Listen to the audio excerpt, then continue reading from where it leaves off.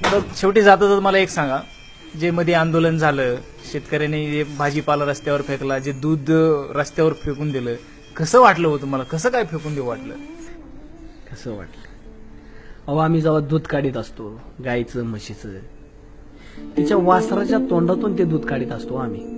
त्या मायलेकाची ताटाटूट करताना आमचा जीव स्वतः तळमळत असतो. आणि ते दूध आम्ही रस्त्यावर टाकीन असं वाटतं का तुम्हाला? ते दूध आम्ही रस्त्यावर फेकीत नाही. आमच्या कष्टाची किंमत जी माणसं करीत नाही ना, त्यांच्या तोंडावर आम्ही ते दूध वतीत असतो. तुम्ही मला सांगा, तुम्हाला एवढं वाईट वाटतं आम्ही जेव्हा रस्त्यावर दूध वततो, भाजीपाला फेकतो, जेव्हा आमच्या मालाला भाव मिळत नाही, तेव्हा आम्ही मार्केटमध्ये तो माल सोडून जातो, आम्ही फेकून द्यावा लागतो, तेव्हा कुठं जाते हो तुमची तळमळ? सांगा ना. आमच्या मालाला भाव भेटत नाही तेव्हा तुम्हाला नाही तळमळ वाटत?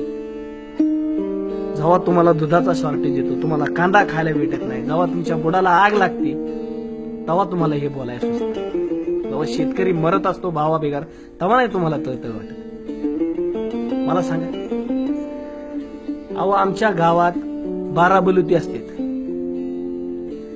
सांबाराचा रेट फिक्स आहे, लवाराचा रेट फिक्स आहे, सुताराचा रेट फिक्स आहे, तुम्हाला सांगतो नाव्याचा रेट फिक्स आहे, भामंता ते येतो त्याचाही रेट फिक्स आहे. पण आम्ही शेतकऱ्याचा रेट फिक्स का नाही? त्यांनी केलेल्या कष्टाचा रेट फिक्स नाही. सरकार सांगेन ती आम्ही रेट घ्यायचा.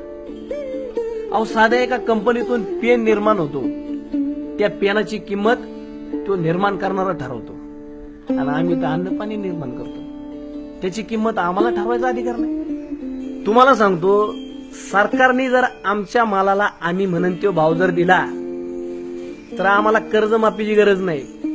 अहो, आम्ही आमचंच काय, सरकारचं सुद्धा कर्ज फेडू शकतो. बस. जय हिंद, जय महाराष्ट्र, जय जवान, जय किसान.